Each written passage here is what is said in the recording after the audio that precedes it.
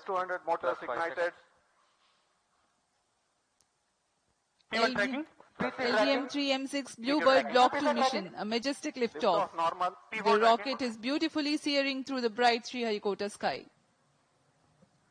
Plus 20 seconds. LVM-3 M6 rocket का सफलतापूर्ण उत्थापन द्वितीय प्रमोचन मंच से और अपनी उद्दिष्ट कक्षा की ओर बढ़ चला है LVM-3 M6 रॉकेट। दोनों ठोस नोदक वाले S200 बूस्टर्स प्रज्वलित हैं।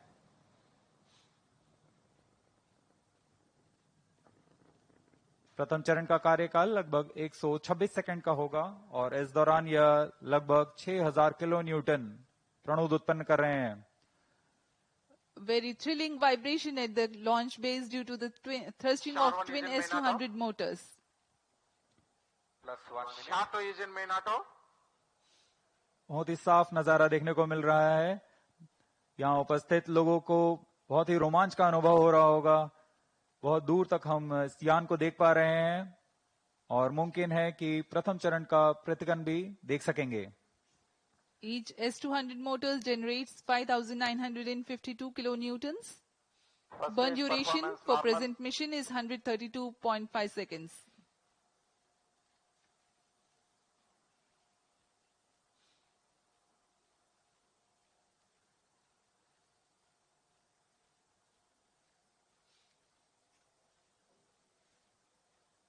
यान अपनी उद्दिष्ट दिशा का निर्धारण करते हुए अपने मिशन को पूरा करने के लिए अग्रसर है।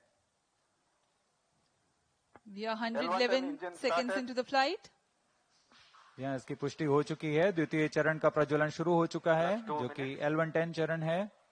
इसका प्रज्वलन शुरू हो चुका है। अब दोनों स्टेप ऑन बूस्टर्स और L110 चरण एक साथ प्रज्वलित हैं। The L110 stage and the two S200 boosters. Both S200 motors separated. Just now we have had a confirmation of the separation of the two S200 boosters. Range operation निदेशक द्वारा इसकी पुष्टि की गई। दोनों S200 बूस्टर को यान से पृथक कर दिया गया है। इसमें लगे जेटिसनिंग मोटर की मदद से उसे यान से सफलतापूर्वक और सुरक्षापूर्वक पृथक कर दिया जाता है। We are 160 seconds into the flight. Current altitude 104 kilometers. वर्तमान में L110 यानी द्वितीय चरण प्रज्वलित है। Payload fairing separated. Plus 3 minutes. Closed loop guidance initiated. यान से ऊष्मा कवच को पृथक कर दिया गया है। अब यान 123 किलोमीटर की ऊंचाई पर प्राप्त कर चुका है और वर्तमान में यान क्लोज लूप गाइडेंस के अंतर्गत स्वतः दिशा निर्धारण कर रहा है। The closed loop guidance has been initiated for LVM-3 launch vehicle. Hereafter, the rocket will use real-time data from onboard sensors to continuously correct its flight path. The payload fairing has been already jettisoned as the rocket has cleared the dense atmosphere. तरल नोदक पर आधारित यह चरण दो उच्च प्रणोद वाले विकास engine की मदद से कुल 1600 किलो न्यूटन का प्रणोद उत्पन्न करते हैं। इंजन की अधिकतम प्रभावी क्षमता प्राप्त करने के लिए ईंधन और ऑक्सीडाइजर का खास अनुपात मिलाकर यह प्राप्त किया जाता है। इस चरण का प्रज्वलन का लगभग 200 सेकंड का होगा। इस चरण में यान में लगे एक्सेलेरोमीटर और जायरोस की मदद से इंजन जिम्बल किया जाता है और यह क्लोज लूप गाइडेंस के अंतर्गत अपनी दिशा निर्धारण करता है। First stage performance normal. The second stage L110 is continuing its operation. The two Vikas engines together generating 1600 kilonewton thrust.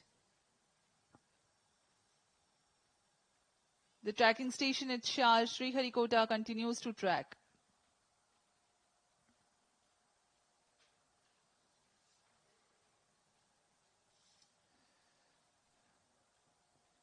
जी हाँ, यान पूर्णतः सामान्य निष्पादन करता हुआ अपेक्षित पथ का अनुकरण करता हुआ उद्दिष्ट मिशन की ओर बढ़ रहा है। Stage authorization issued. तृतीय चरण यानी क्रायो स्टेज चरण को अनुमोदित कर दिया गया है। Shower and port ground stations L1 continue to shut off. acquire data. L1 10 stays separated. Cryostage ignition command. Cryostage ignition confirmed. यहाँ सभी वैज्ञानिकों के लिए ये एक हर्ष का पल होता है। रेंज निदेशक द्वारा भी इसकी पुष्टि की गई। द्वितीय चरण को सफलतापूर्वक बनकर यान से पृथक कर दिया गया है तथा अंतिम चरण तृतीय चरण प्रज्वलन शुरू हो चुका है। Now the third stage of LVM-3 rocket, the cryogenic stage, has commenced its operation. Cryostage performance normal. It is thrusting nominally with 28.6 tons of cumulative propellant loading of liquid hydrogen and liquid oxygen. The engine develops 200 kilonewtons thrust.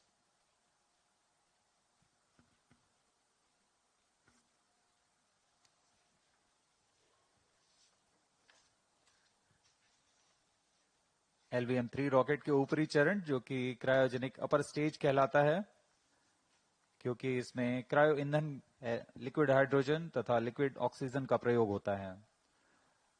यह engine gas turbine की मदद से लगभग 200 kilonewton का सामान्य प्रणोद उत्पन्न करता है। इस चरण का कार्यकाल 648 सेकंड का होगा। इस चरण का व्यास 4 मीटर तथा ऊंचाई 13.5 मीटर की होती है। इस चरण में दिशा निर्धारण के लिए इंजन जिम्बल कंट्रोल और रिएक्शन कंट्रोल सिस्टम्स का प्रयोग किया जाता है। इस चरण में कुल 28.6 टन क्रायो ईंधन का भराव हुआ है